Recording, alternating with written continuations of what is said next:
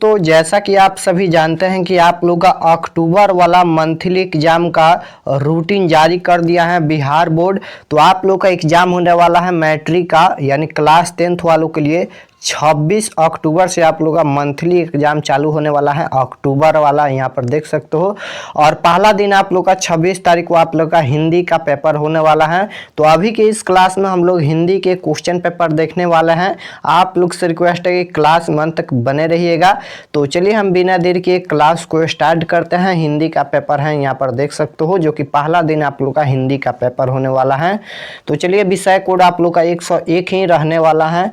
तो देखिए यहाँ पर ये प्रश्न पत्र बिहार बोर्ड मैट्रिक बोर्ड परीक्षा 2024 के फाइनल बोर्ड परीक्षा के लिए भी काफ़ी ज़्यादा महत्वपूर्ण है। तो आप लोग इसे ज़रूर से ज़रूर सभी प्रश्न को याद कीजिएगा। फाइनल बोर्ड परीक्षा में भी इसमें से काफ़ी क्वेश्चन पूछा जाता है। तो देखिए पहला नंबर क्वेश्चन पूछा गया है कि मदन किसका पुत्र था। बताना है कि मदन किसका पुत्र था। 4 ऑप्शन दिया गया है, सेन साहब या सोफर या गिरधर लाल का या सिंह साहब का। तो इसका राइट आंसर क्या हो जाएगा। मदन किसका पुत्र था, तो याद रखिएगा गिरधर लाल का पुत्र था। ऑप्शन नंबर सी बिल्कुल राइट आंसर हो जाएगा। 2 नंबर क्वेश्चन है कि डॉक्टर भीमराव अंबेडकर बेरोजगारी का प्रमुख और प्रत्यक्ष कारण किसे मानते थे। बताना है कि डॉक्टर भीमराव अंबेडकर बेरोजगारी का प्रमुख एंड प्रत्यक्ष कारण किसे मानते थे। तो याद रखिएगा यहाँ पर जाति प्रथा को। ऑप्शन नंबर सी बिल्कुल राइट आंसर हो जाएगा। नेक्स्ट क्वेश्चन है 3 नंबर कि जाति प्रथा और श्रम विभाजन साहित्य की कौन सी विधा है। यानी बताना है कि जाति प्रथा और श्रम विभाजन साहित्य की कौन सी विधा है। यह कहानी है या निबंध है या रिपोर्टाज है या शिक्षा शास्त्र है। तो क्या है, तो यह निबंध है। ऑप्शन नंबर यहाँ पर बी बिल्कुल राइट आंसर हो जाएगा। हिंदी का यह फर्स्ट चैप्टर है यहाँ पर श्रम विभाजन और जाति प्रथा। तो ये निबंध है, भीमराव अंबेडकर के द्वारा लिखा गया है। नेक्स्ट क्वेश्चन है कि कामसूत्र किसकी रचना है। बताना है कि कामसूत्र किसकी रचना है। 4 ऑप्शन दिया गया है। तो कामसूत्र यहाँ पर वात्स्यायन की रचना है। ऑप्शन नंबर ए बिल्कुल राइट आंसर हो जाएगा। चलिए नेक्स्ट क्वेश्चन है कि हिंदी के आदि कवि का नाम था। बताना है कि हिंदी के आदि कवि का नाम क्या था। तो याद रखिएगा इसका right answer option number C हो जाएगा, सरहपाद था। हिंदी के आदि कवि का क्या नाम था, तो याद रखिएगा सरहपाद। 6 नंबर क्वेश्चन देखिए पूछा गया है बहादुर का पूरा नाम क्या था। बताना है कि बहादुर का पूरा नाम क्या था। 4 ऑप्शन दिया गया है, रंग बहादुर या वीर बहादुर या शेर बहादुर या दिल बहादुर। तो बहादुर का पूरा नाम जो था वह दिल बहादुर था। ऑप्शन नंबर डी में दिया गया है। और बहादुर जो था वह 12 से 13 साल का एक नेपाली लड़का था, याद रखिएगा। नेक्स्ट क्वेश्चन देखिए 7 नंबर पूछा गया है कि दूसरों की नकल कर दिखा गया साहित्य कैसा साहित्य होता है। तो इसका राइट आंसर 7 नंबर का ऑप्शन नंबर यहाँ पर बी हो जाएगा, अधम। नेक्स्ट क्वेश्चन देखिए 8 नंबर है कि बिरजू महाराज को किसमें महारत हासिल थी। बताना है कि बिरजू महाराज को किसमें महारत हासिल थी। तो इसका राइट आंसर 8 नंबर का ऑप्शन नंबर ए हो जाएगा, कथक में। नेक्स्ट क्वेश्चन है कि लेखक ने अभिनयों में रहकर कितने गद्य की रचना की। तो इसका राइट आंसर 9 नंबर का क्या हो जाएगा, 29 या 28 या 27 या 30। लेखक ने अभिनयों में रहकर कितने गद्य की रचना की। तो याद रखिएगा यहाँ पर 27 हो जाएगा। ऑप्शन नंबर सी बिल्कुल राइट आंसर हो जाएगा। नेक्स्ट क्वेश्चन है मछली पाठ के लेखक कौन है। बताना है कि मछली पाठ के लेखक कौन है। रामधारी सिंह दिनकर या रामचंद्र शुक्ल या विनोद कुमार शुक्ल या प्रेमचंद्र। तो मछली पाठ के लेखक जो है वह विनोद कुमार शुक्ल जी हैं। ऑप्शन नंबर यहाँ पर सी बिल्कुल राइट आंसर हो जाएगा। मछली पाठ के लेखक कौन है, तो विनोद कुमार शुक्ल।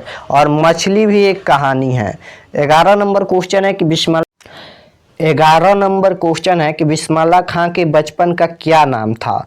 बताना है कि बिस्मिल्लाह खां के बचपन का क्या नाम था। 4 ऑप्शन दिया गया है, शमसुद्दीन या कमरुद्दीन या अमरुद्दीन या गियासुद्दीन। तो इसका राइट आंसर ऑप्शन नंबर यहाँ पर क्या हो जाएगा, बिस्मिल्लाह खां के बचपन का क्या नाम था, तो अमरुद्दीन था, याद रखिएगा। नेक्स्ट क्वेश्चन है कि गांधी जी को महात्मा की उपाधि किसने दी। बताना है कि गांधी जी को महात्मा की उपाधि किसने दी। राजेंद्र प्रसाद या रविंद्रनाथ ठाकुर या जवाहरलाल नेहरू या बंकिम चंद्र यहाँ पर चटर्जी। तो गांधी जी को महात्मा की उपाधि किसने दी? तो याद रखिएगा Rabindranath Thakur, option number B हो जाएगा। चलिए नेक्स्ट क्वेश्चन है कि हिंद स्वराज किसकी रचना है? बताना है कि हिंद स्वराज किसकी रचना है।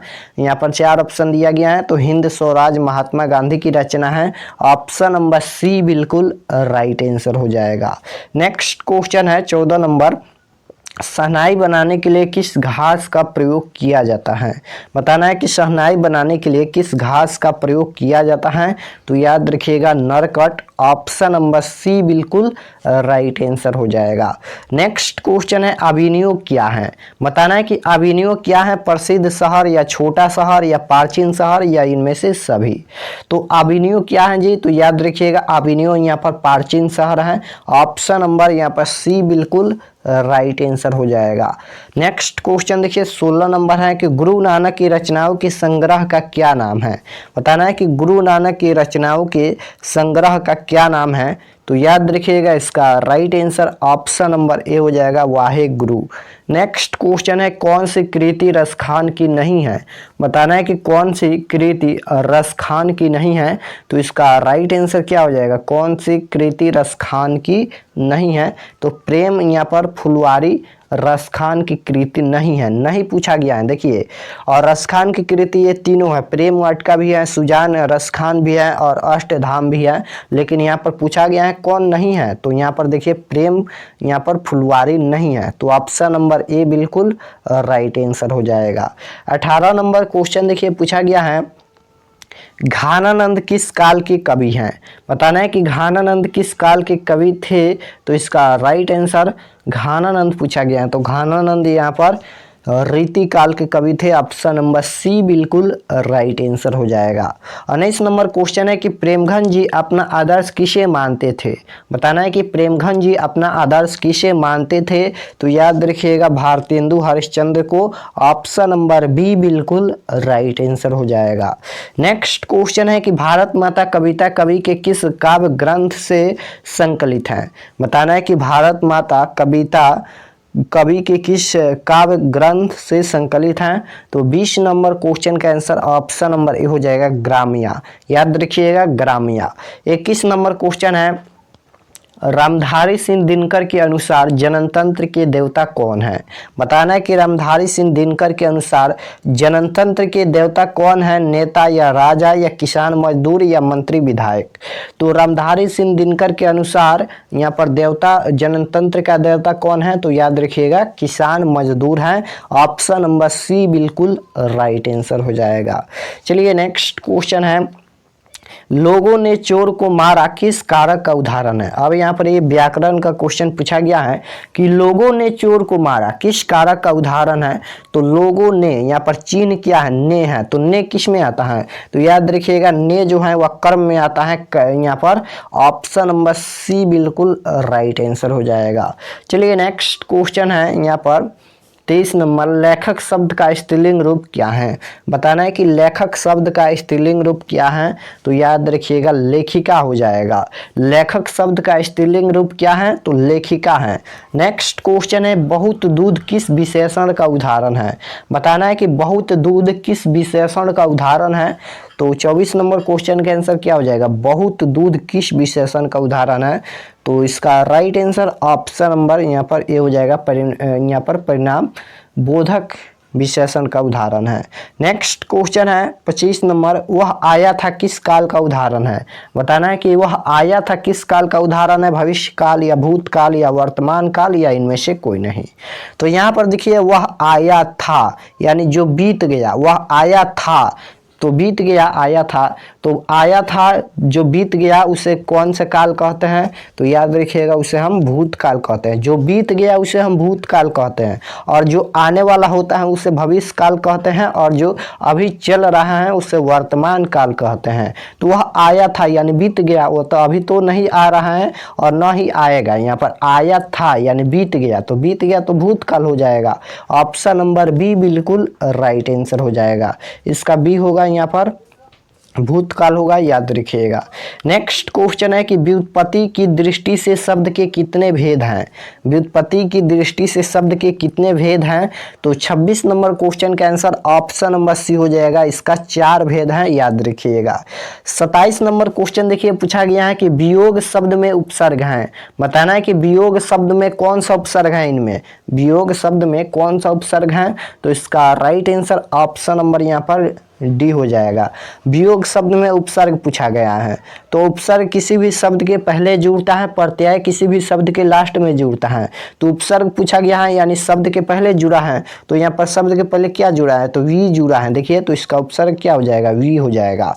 ऑप्शन नंबर डी बिल्कुल राइट आंसर हो जाएगा। नेक्स्ट क्वेश्चन देखिए पूछा गया है यहाँ पर 28 नंबर, हसोण शब्द में प्रत्यय है, बताना है कि हसोण शब्द में कौन सा प्रत्यय है। प्रत्यय किसी भी शब्द के लास्ट में जुड़ता है, तो इसका राइट आंसर 28 नंबर का ऑप्शन नंबर यहाँ पर ये हो जाएगा, यहाँ पर ऊढ़ प्रत्यय हो जाएगा।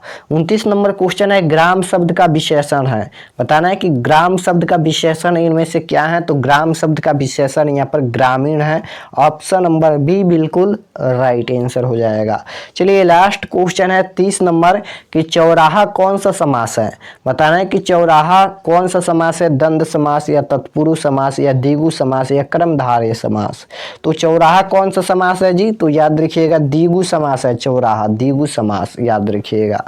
तो हमने यहाँ पर आप लोग का 30 ऑब्जेक्टिव क्वेश्चन बता दिए हैं। आप लोग का जो 26 अक्टूबर का एग्जाम होने वाला है, आप लोग का हिंदी का पेपर, उसके लिए आप लोग इसे जरूर से जरूर तैयार करके जाइएगा। और चैनल पर नए होंगे तो चैनल को सब्सक्राइब कर लीजिएगा, ताकि आने वाले नेक्स्ट क्लास आपके पास जरूर पहुंचे, क्योंकि आप लोग का सभी सब्जेक्ट का क्वेश्चन पेपर मिलेगा और साथ में आप लोग का फाइनल बोर्ड परीक्षा का भी तैयारी कराया जाएगा। तो आप लोग चैनल को सब्सक्राइब कर लीजिएगा। और व्हाट्सएप ग्रुप अगर ज्वाइन नहीं किया है तो आप लोग इस नंबर पर आप लोग मैसेज कीजिएगा व्हाट्सएप में, व्हाट्सएप ग्रुप में जुड़ने के लिए। नंबर नोट कीजिएगा 8292929627, इस पर आप लोग को एसएमएस करना है और बोलना है कि हमें ग्रुप में जोड़ दीजिए क्लास 10th वालों के लिए। आप लोगों को क्लास का नाम जरूर लिखना है, क्लास 10th। तो मिलते हैं नेक्स्ट क्लास में, तब तक अपने स्टडी कीजिए। आप सभी को ऑल द बेस्ट।